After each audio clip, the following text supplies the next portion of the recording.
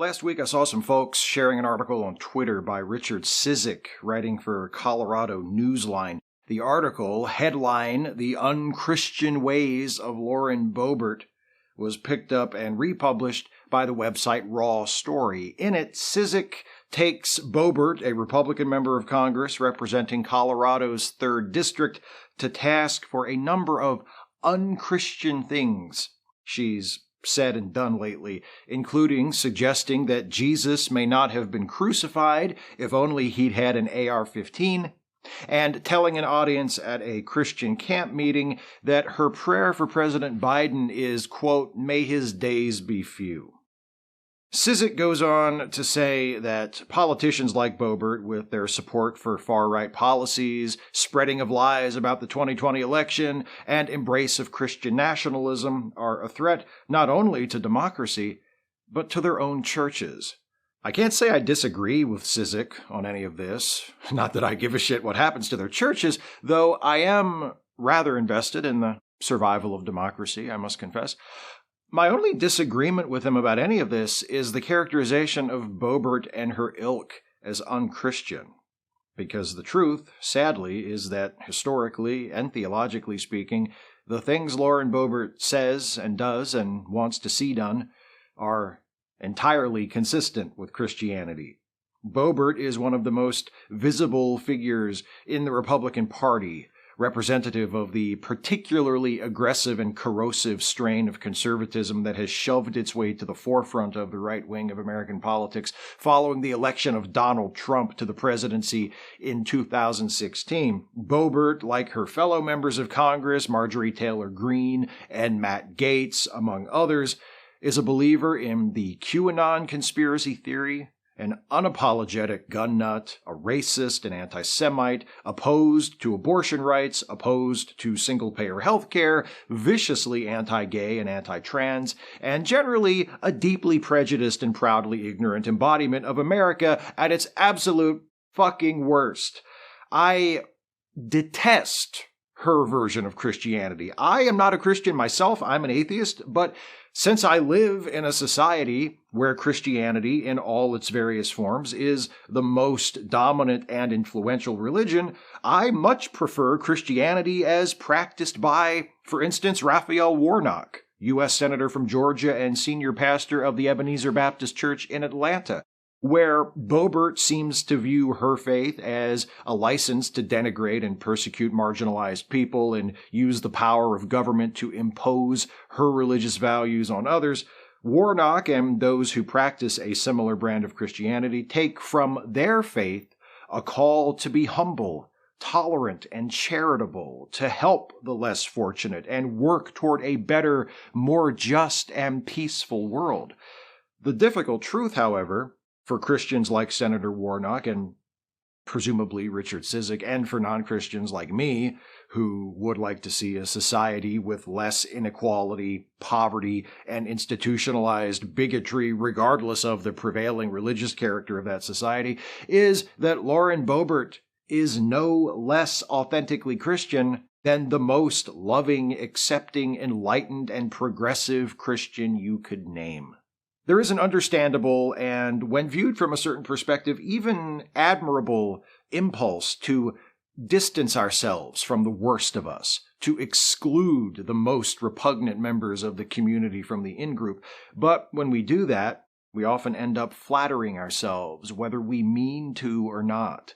And we can end up with a much more positive picture of the state of our community than is warranted, which leads us to ignore problems or treat them as somebody else's responsibility. Lauren Boebert is a conspiracy theorist. Many conspiracy theorists are devout, practicing Christians.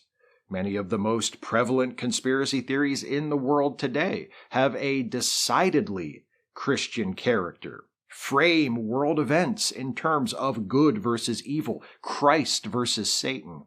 Throughout the centuries, many Christian churches have helped to spread conspiracy theories, particularly anti-Semitic ones.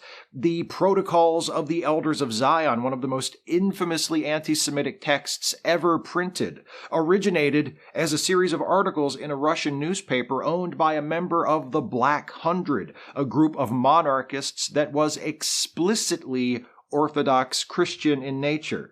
Lauren Boebert is an anti-gay and anti-trans bigot. The opposition to equality and fair treatment for LGBTQ+ people throughout the history of Western civilization has been almost entirely religious and predominantly Christian in nature. This is certainly true of the current movement to strip trans people, including trans children, of their rights, including the right to seek medical care, and one of the most basic rights of all, the right to be called and recognized by your right name. Lauren Boebert states publicly that she prays for the death of the lawfully elected president of the United States and is among the staunchest supporters of the efforts by the previous president to overturn the election result and illegally retain power. This, too, is fully consistent with the religious beliefs of thousands, perhaps millions, of Christians in this country who feel it is their God-given right to hold the reins of government and use the power of government to impose their will and their values on everyone who does not share their faith. In his article, Richard Cizik quotes from the Bible to support his position that Boebert and those who share her particular beliefs are unchristian and a danger to Christianity. He uses the words of Jesus from John 8:32, "If you remain in my word, you are truly my disciples, and you shall know the truth, and the truth will set you free." To argue that Boebert's support of Trump's big lie is contrary to the teachings of Christ. Elsewhere, he cites the Epistle to the Colossians when he suggests that Boebert has been, quote, held captive by worldly philosophy and empty deceit. All well and good, but Boebert and those who believe as she does can quote Scripture to justify their hateful agendas just as well, and frequently do. The problem with basing your belief system on an interpretation of an anonymous text, much of which can be neither falsified nor verified, is that there's no way to definitively determine which of the many, many interpretations of that text are the correct one. Christians consider the Bible to be God's message to humanity. Let's assume, for the sake of argument, that's true.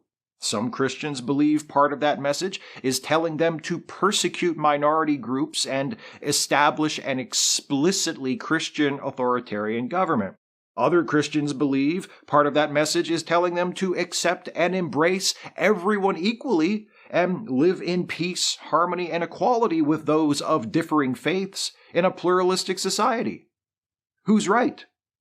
If we turn to theology to answer that question, it's a toss-up because there are ways of interpreting the Bible that lead to both conclusions as well as 1,000 others. If we turn to history, we find that throughout the centuries there have been many tolerant, ecumenical Christians who crusaded against bigotry and injustice, and many other Christians who have crusaded according to the original definition of the term. Though I can't help but notice that violent subjugation of outsiders, non-believers, and minority groups, and vehement rejection of democracy, secularism, science, and social progress have been far more common in Christianity over the years than the more enlightened attributes. So, as despicable as I find the Lauren Boeberts of the world, I can't get behind the argument that anything she's said or done has been unchristian. A lot of Christianity, historically and in the present day, has been ignorant and ugly and bloody. It's not helpful and it's not honest to just define all the bad stuff done by churches and in the name of churches as being unchristian. Although, as I said, I do get it. The larger problem is that this impulse to reframe the actions of the worst members of the group so that they don't count doesn't just occur within religions. It's an impulse we have to fight in all facets of our lives. Think of how we whitewash, literally, so much of American history. Conservatives are the most insistent about it, but a lot of us do it. It's pleasing to us to think of the United States as a good country. Sure, we've made mistakes, but we've also corrected them, and we're still fighting to correct some of them, so we're not perfect, but we're always in the process of perfection.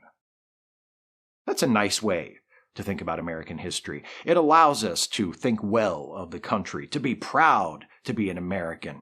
We take all that unpleasant stuff, centuries of slavery and genocide and war and colonialism and systemic discrimination, and we compartmentalize it. Well, yeah, that happened, that stuff. It's part of our history, but that's not really who we are. We don't define ourselves by that. We define ourselves by the good stuff. That's vanity. That's us giving ourselves permission not to care about atrocities committed by people just like us. It's the sort of thing someone like Lauren Boebert would do. If we really don't want her actions to reflect poorly on us, then we need to stop pretending that she and the millions of people who share her vile and dangerous beliefs don't represent Christianity or the United States, because they do. That's the problem. They do.